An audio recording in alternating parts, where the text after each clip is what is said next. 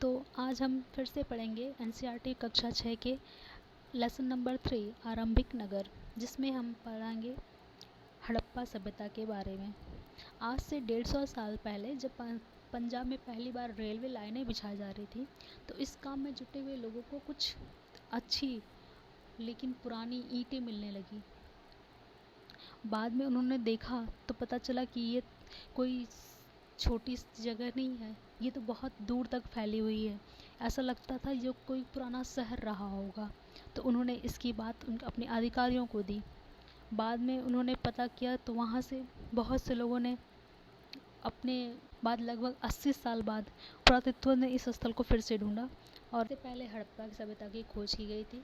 इसलिए उसके बाद जितने भी मिले हुए जगह थे या नगर थे जो भी थे, उनको हड़प्पा सभ्यता से ही जोड़ के देखा जाने लगा और इसलिए सारे जितने भी ऐसे एक जैसे मिलते हुए जगह थे उनको हड़प्पा सभ्यता से ही नाम से ही बोलते हैं, क्योंकि पहला हड़प्पा ही था। और इस शहरों का निर्माण लगभग 4700 साल पहले हुआ था। जैसा कि हम देख सकते हैं, ये प्लेसेस हैं। ये है मोहनजोदड़ो, जो कि सिंधु नदी के एकदम किनारे पर है। ये चनहोदड़ो, ये है धौलावीरा, जो कि गुजरात में है। सुरकोतरा, ये भी जो गुजरात में है। लोथल, ये भी गुजरात में है। राखीगढ़ी, ये हरियाणा में है। कालीबंगा, ये राजस्थान में है। हड़प्पा, जो कि जिसकी वजह से सबका नाम है, ये है आज के पाकिस्तान में। अब आती है बात कि इसका शुरुआत कैसे हुआ, कैसे पता इसको और देशों की मिली हुई सभ्यताओं से इसको भिन्न करती है। इन नगरों में से कई में दो या दो से ज़्यादा उनके हिस्सों में विभाजित किया गया था। उनका प्रायः पश्चिमी भाग छोटा होता था लेकिन ऊंचाई पर बना था, और पूर्वी हिस्सा बड़ा होता था लेकिन उनके निचले इलाके में था। ऊंचाई वाले भाग को नगर दुर्ग कहा जाता था और निचले वाले भाग को निचला नगर कहा जाता था। दोनों हिस्सों में चार दीवारें की पक्की ईंटों की बनाई गई थी। यही इसकी सबसे बड़ी विशेषता है। इसकी ईंटें इतनी अच्छी और पकी हुई थी कि हज़ारों साल बाद भी आज तक उनकी दीवारें खड़ी रहीं। सोचो ये कितने पुरानी है, 4700 साल पुराने, और अब तक उसकी ईंटें सही सलामत थी। तो सोचो उन्होंने कितने मजबूती और कितने सही से बनाया होगा। दीवार बनाने के लिए ईंटों की चिनाई की तरह काम करते थे, जिससे कि दीवारें खूब मजबूत रहें। कुछ नगरों में नगर दुर्ग भी कुछ खास इमारतें बनाई गई थी। मिसाल के तौर पे मोहनजोदड़ो में खास तालाब बनाया गया था, जिसे पुरातत्व ने महान स्नानागार कहा है। पुराना तालाब था जिसे महान स्नानागार बोलते हैं। तालाब को बनाने में ईंट और प्लास्टर का इस्तेमाल भी हुआ था। इसमें पानी का रिसाव रोकने के लिए प्लास्टर के ऊपर चारकोल की परत चढ़ाई गई थी। किसकी प्लास्टर चढ़ाई गई थी? चारकोल की परत। इस सरोवर की दोनों तरफ से उतरने के लिए सीढ़ियाँ बनाई गई थी और चारों ओर से कमरे बनाए गए थे, जिसमें भरने के लिए पानी कुएं से निकाला जाता था। उपयोग के बाद इसे खाली कर दिया जाता था। शायद कुछ विशेष अवसर पर सभी सार्वजनिक उसमें स्नान करते होंगे। कालीबंगा और लोथल ऐसे अन्य नगरों में भी अग्निकुंड भी मिले हैं। यह है कालीबंगा और यह है लोथल। यहाँ पर अग्निकुंड भी मिले हैं, जिससे ऐसा प्रतीत होता है कि ये लोग संभवतः यज्ञ भी करते रहे होंगे। हड़प्पा और मोहनजोदड़ो, यहाँ पे कुछ बड़े बड़े भंडार गृह भी मिले हैं जहाँ पे वो अनाज इकट्ठा करके रखते होंगे। ये है उसका महान स्नानागार का चित्र, जो कि मोहनजोदड़ो में है। ईंटों की चिनाई का ये काम जैसे बनाए थे उन्होंने, उसके बारे में ये दिखाया गया है। ऐसे बनाते थे वो। इन घरों में आमतौर पर एक या दो मंजिल घर होते थे। घर के आंगन के चारों ओर कमरे बनाए जाते थे और बीच में बड़ा सा आंगन होता था। और अधिकांश घरों में अलग स्नानागार भी होता था और कुछ घरों में कुएं भी होते थे। कुछ नगरों में ढके हुए नाले थे, उन्हें सावधानी से सीधी लाइन में बनाया जाता था। हर नाले में हल्की ढलान होती थी ताकि पानी आसानी से बह सके। अक्सर घरों की नालियों सड़क की नालियों में जोड़ दिया जाता था, जिससे आसानी से पानी वहाँ से बह जाए। और नाले जो थे सभी नाले ढके हुए थे, जिसकी वजह से उसमें कोई भी गंदगी या फिर वह इकट्ठा नहीं होता था। और उनको एक जगह पे मेन होल बनाया जाता था, जिनकी वजह से वहाँ पे सफाई भी किया जा सके। यानी सभी चीज़ों को उन्होंने बहुत योजनाबद्ध और बहुत ही अच्छे तरीके से बनाया था।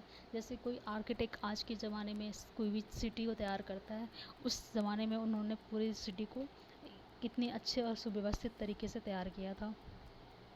अब बात आती है, ये देखिए वहाँ का एक कुआं सिटी है। अब बात यह है कि उनका नगरीय जीवन कैसा रहा होगा। हड़प्पा नगरों में बड़ी हलचल रहती थी। यहाँ पर ऐसे लोग भी थे जो नगर की खास इमारत बनाने की योजना में जुटे रहते थे हमेशा। मतलब इमारतों के बारे में, उसमें कहाँ टूटा फूटा है उसको सही करना, सब कुछ देखना। यहाँ के शासक भी रहे होंगे, यहाँ पे संभवतः कोई बड़े शासक, और ये भी संभवतः हो सकता है कि शासक जो है लोगों को दूर दूर भेजकर धातु, बहुमूल्य पत्थर और अन्य उपयोगी चीज़ मंगवाते थे। शायद शासक लोग खूबसूरत मनके और सोना चांदी से बने आभूषणों जैसी कीमती चीज़ों को अपने पास रखते होंगे। इन नगरों में लिपिक भी होते थे जो मुहरों पर तो लिखते ही थे और शायद अन्य चीज़ों पर भी लिखते रहे होंगे, जो कि आज नहीं है हमारे पास अनफॉर्चुनेटली। इसके अलावा नगरों में शिल्पकार और स्त्री पुरुष भी रहते थे जो अपने घरों या किसी उद्योग स्थल पर तरह तरह की चीज़ें बनाते होंगे। तो ये है इसका कहाना। यहाँ पे कई मिट्टी से बने हुए कई खिलौने भी मिले हैं जिससे बच्चे खेलते रहे होंगे, जैसा कि तुम देख सकते हो।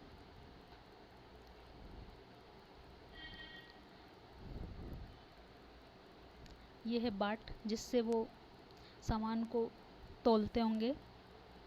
ये है उनके एक पुरोहित की फ़ोटो मूर्ति, और ये है उनके आभूषण जो कि पत्थर और हाथी दांत से बने हुए हैं।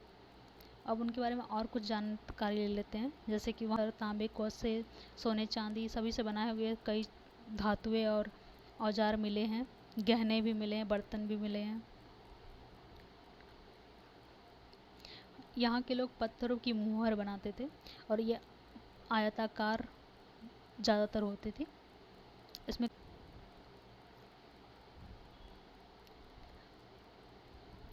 इससे अधिकांश ये भी है कि इसके अलावा उन्होंने और भी कई तरह के प्रशिक्षण काम करते होंगे, जैसे पत्थर को तराशना, मन के चमकाना या फिर मोहरों पर पच्चीकारी करना। ये काम भी करने वाले लोग वहाँ रहे होंगे। अब यह था एक फेयंस। ये फेयंस क्या है? पत्थर और शंख प्राकृतिक तौर पे पाए जाते हैं।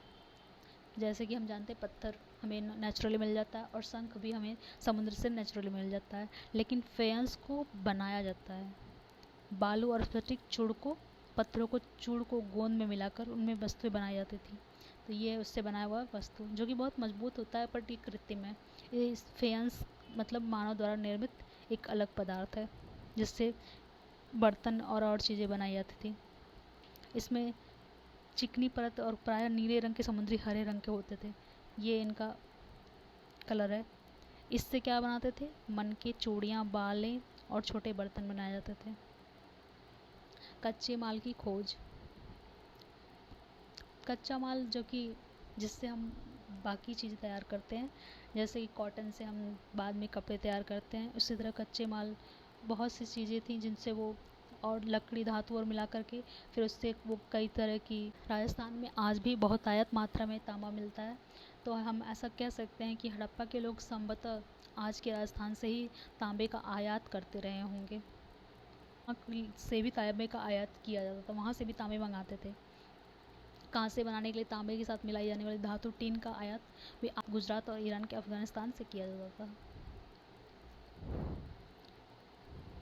ये है उससे बने हुए पहिए। रहने के अलावा गाँव में भी रहते थे, वे अनाज उगाते थे, जानवरों को पालते थे, किसान और चरवाहे की तरह करते थे, जैसा कि आज भी हम गाँव में मोस्टली वो करते हैं। और शहर में रहने वाले लोग शासक थे, लेखक थे, दस्तकार थे, खाने का सामान वगैरह देते थे। पौधों को अवशेषण से पता चलता है कि हड़प्पा के लोग को गेहूँ, जौ, दाल, मटर, धान, तिल, सरसों आदि उगाते थे। और एक ये इस तरह का हल मिला है जिससे ये पता चलता है वो ज़मीन की जुताई करके खेती करते थे। हल बनाए जाते थे, वो लकड़ी के बनाए जाते थे।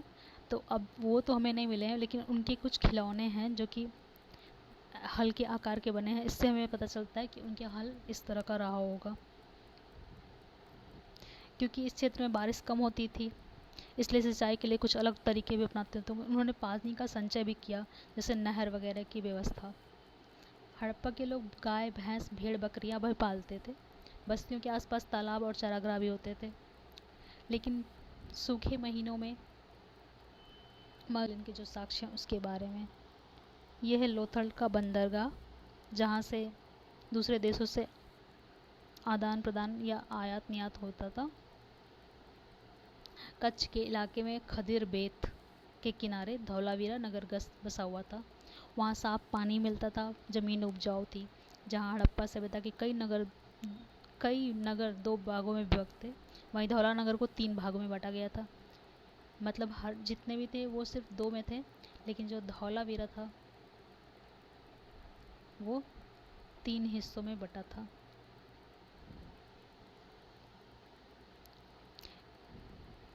इसके हर हिस्से के चारों ओर पत्थर की ऊंची ऊंची दीवारें बनाई गई थीं और इसके अंदर जाने के लिए बड़े बड़े प्रवेश द्वार लगे थे। इस नगर में एक खुला मैदान भी था, जहाँ सार्वजनिक कार्यक्रम आयोजित किए जाते रहे होंगे।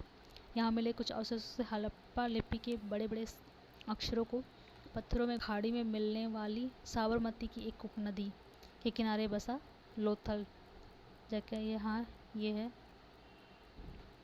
जहाँ कीमती पत्थर जैसे कच्चा माल आसानी से मिल जाता था। यहाँ पत्थर, शंख, धातुओं से बनी कई चीज़ों का महत्वपूर्ण केंद्र रहा होगा। यहाँ पे एक भंडार गृह भी है, जहाँ भंडार में कई मोहरे और मुद्रांकन या मोहरबंदी गीली मिट्टी पर दबाने के लिए छाप, जिससे वो छाप बनाते होंगे, वो भी मिला है।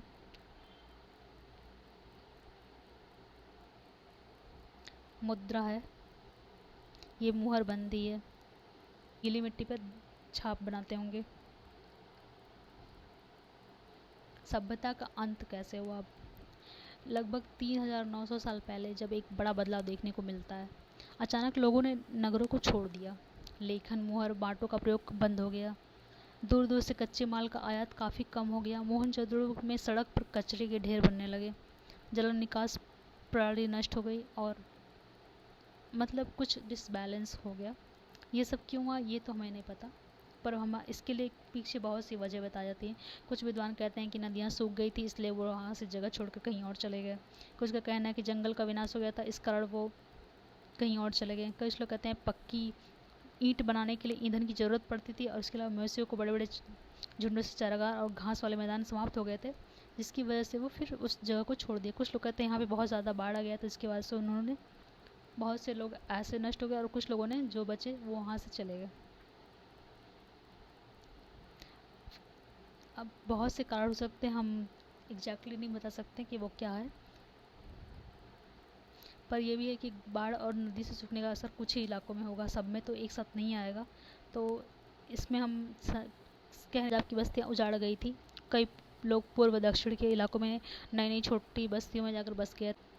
तिथियाँ जो कि ज़रूरी है जानना, ये सब कुछ फैक्ट्स थे जिसे हमें जानना ज़रूरी था। आज के लिए इतना ही, अब मिलते हैं नेक्स्ट डे, तब तक के लिए बाय।